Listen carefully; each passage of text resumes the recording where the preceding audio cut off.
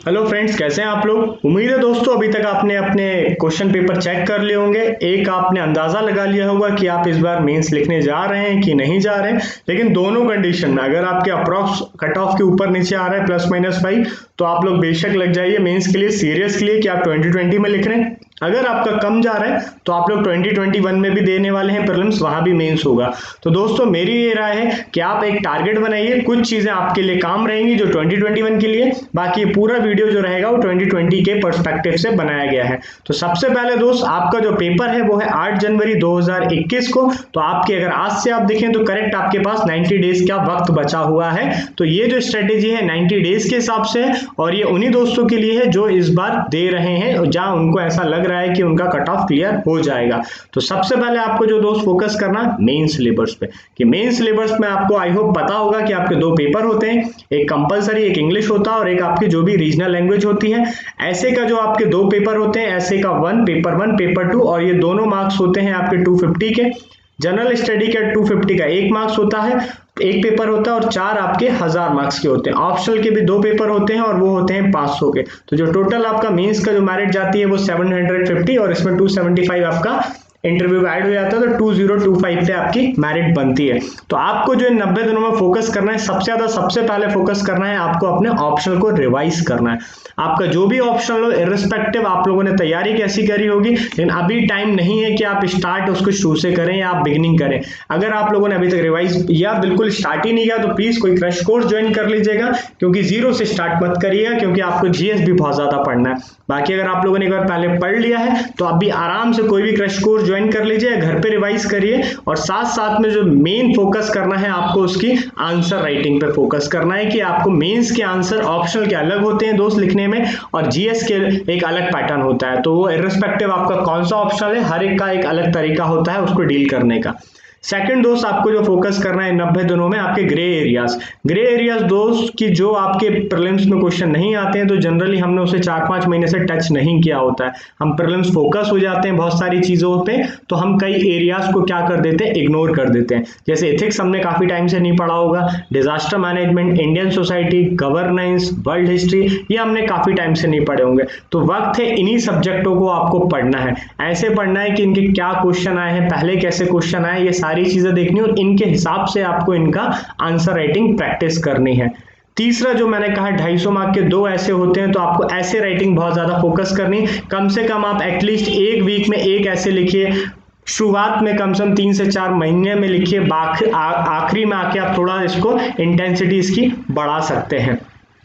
फिर सेकंड आपको जीएस के आंसर राइटिंग पे बहुत ज्यादा फोकस करना है, कि जीएस के आंसर में आप कैसे इंप्रूव करें, अपना कंटेंट कैसे एनरिच करें, अपना स्ट्रक्चर और प्रेजेंटेशन कैसा अच्छा करें, ताकि आपको दूसरे एस्पिरेंट से आपको एज मिले। तो इसके लिए कुछ आपको चीजें करनी जो मैं आपको थोड़ी देर में बताने वाला हूं, लेकिन उससे पहले अगर आपका फर्स्ट टाइम मेंस है या सेकंड टाइम मेंस है, तो आप पिछले 5 साल के कम से कम प्रीवियस ईयर के सभी जीएस के चारों पेपरों के ऐसे जितने भी हुए एक पार्ट में ऐसे 4 होते हैं, मतलब एक पेपर में टोटल 8 ऐसे आते हैं, पेपर 1 के पेपर 2 के।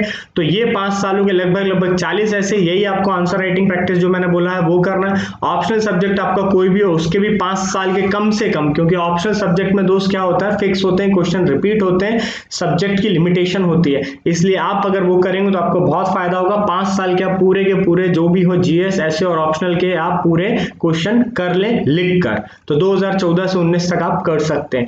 सेकंड कुछ की रिमाइंडर्स हैं जो आपको कहीं ना कहीं मेरिट में ऊपर लाएगा, आपको कहीं ना कहीं आंसर आपके अच्छा लगेगा आपको।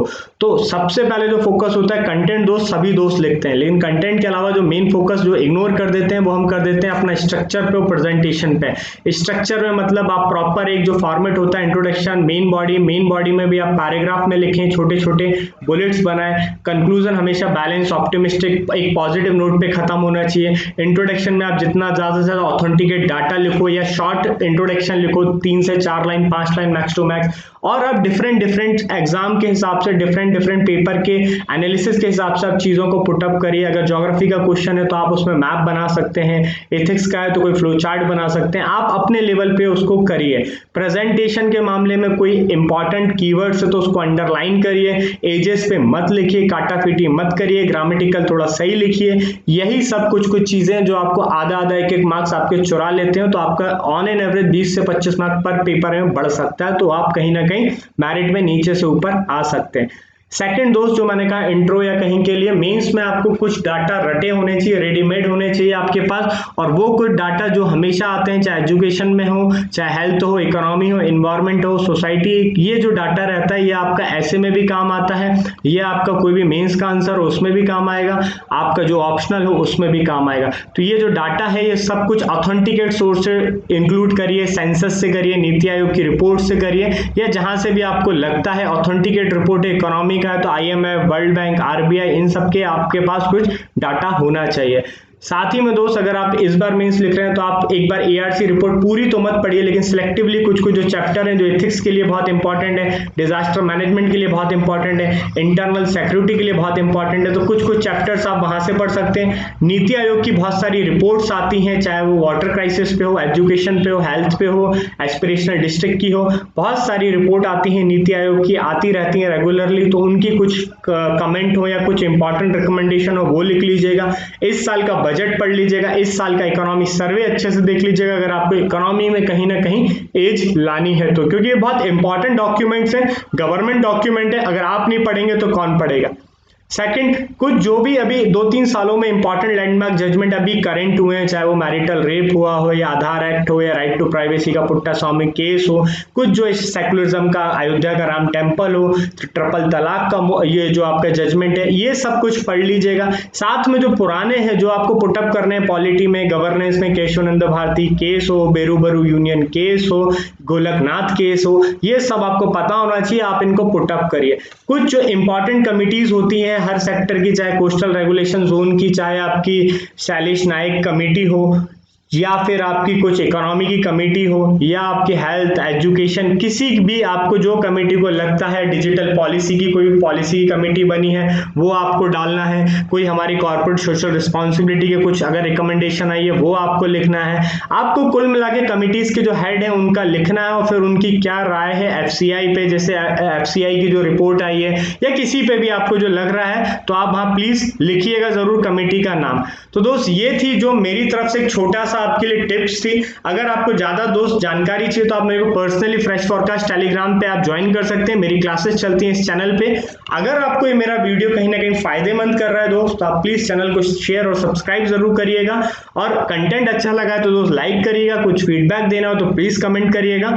और दोस्त मेरा 12 अक्टूबर अभी मीन्स अगले मंडे से हमारा ये PSIR का बैच स्टार्ट होने वाला। अगर आप PSIR ज्वाइन करना चाहते हैं एज अ क्रश कोर्स या अगली साल के लिए तो आप आराम से इसमें ज्वाइन हो सकते हैं। सेकंड, इंडियन पॉलिटी का भी जो है वो नवंबर में खत्म कर दूंगा, तो अगर आप मेंस 2020 में भी दे रहे हैं तो आप ये ज्वाइन कर सकते हैं। पूरा मेंस ओरिएंटेड बैच चलेगा हमारा ये।